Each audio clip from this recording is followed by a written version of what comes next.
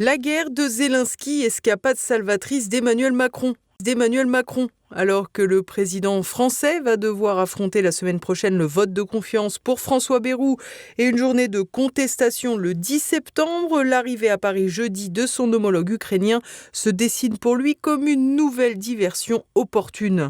Toujours prompt à jouer au chef de guerre, à défaut de revêtir le costume de chef d'État, Emmanuel Macron accueillera demain matin un nouveau rendez-vous de la coalition des volontaires. Cette construction qui n'aura pour l'heure abouti qu'au discrédit. Une nouvelle occasion de nous entraîner dans une guerre fratricide pour se sortir du marasme national, alors qu'il aurait convenu au contraire de faire cesser au plus vite ce conflit pour épargner des vies.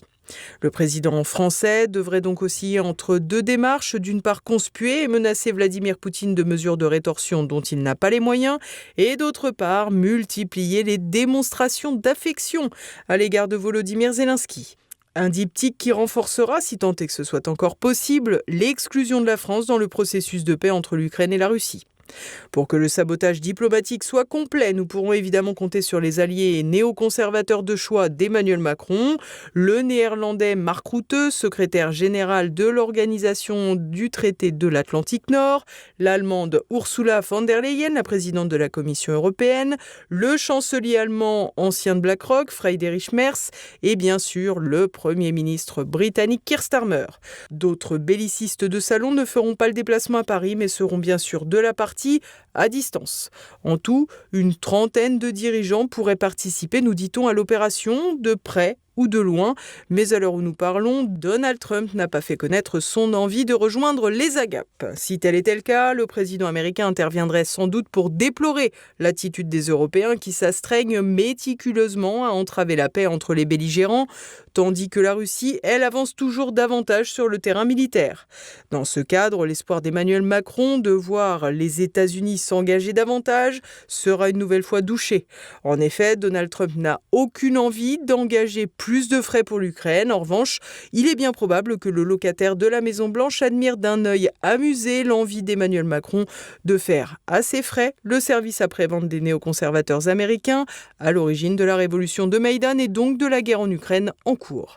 Cerise sur le gâteau, les armes supplémentaires seront produites par les États-Unis, le conflit dopant donc la croissance américaine, mais aussi payées par l'Union européenne. Donald Trump l'avait d'ailleurs clairement énoncé à plusieurs reprises. Je n'ai pas encore décidé du nombre, mais ils vont en avoir car ils ont besoin de protection.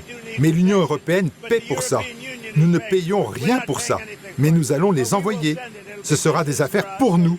Nous leur enverrons des patriotes dont ils ont désespérément besoin. Je commencerai par dire que nous ne donnons rien maintenant. Nous vendons des armes. C'était avant. Nous avons maintenant la possibilité d'acheter des armes aux États-Unis.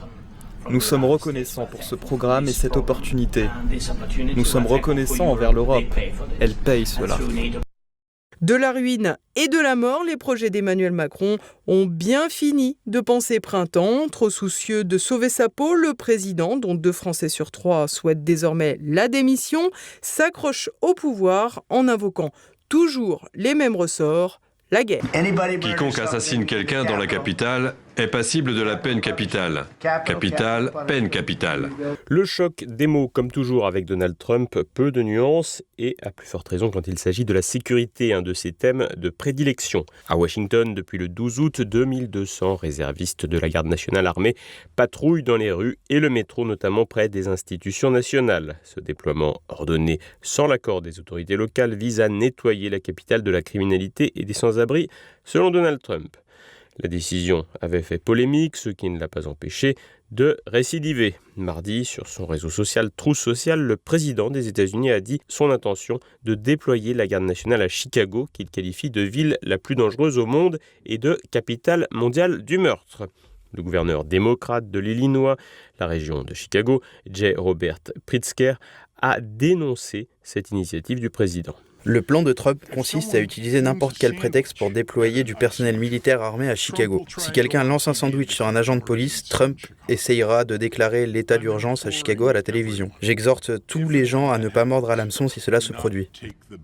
Le président Trump, lui, justifie cette intervention par l'obligation de sécurité qu'il a vis-à-vis du pays. On y allait. Je n'ai pas dit quand on y allait. Quand vous perdez, écoutez, j'ai une obligation. Ce n'est pas une affaire politique. J'ai une obligation. Le républicain Andrew Cheney, membre du Sénat de l'Illinois, défend la politique du président et met directement en cause les élus démocrates de Chicago. Le maire Brandon Johnson, le gouverneur Pritzker et les démocrates de l'Illinois ont créé un mouvement pro-criminalité. Ils ont abandonné les victimes, la police et les citoyens de Chicago. Cette initiative dans l'Illinois s'inscrit dans une stratégie plus large, après des déploiements similaires à Washington, donc, mais aussi à Los Angeles en juin, avec 4000 soldats déployés face aux manifestations contre sa politique migratoire. Dans le cas de ce déploiement en Californie, un tribunal fédéral a jugé l'envoi de troupes illégal, mais la décision est en attente d'un recours devant la Cour suprême. Il convient ici de noter une subtilité. Dans les déploiements militaires évoqués, il est question de la garde nationale et pas de l'armée régulière. L'armée régulière est composée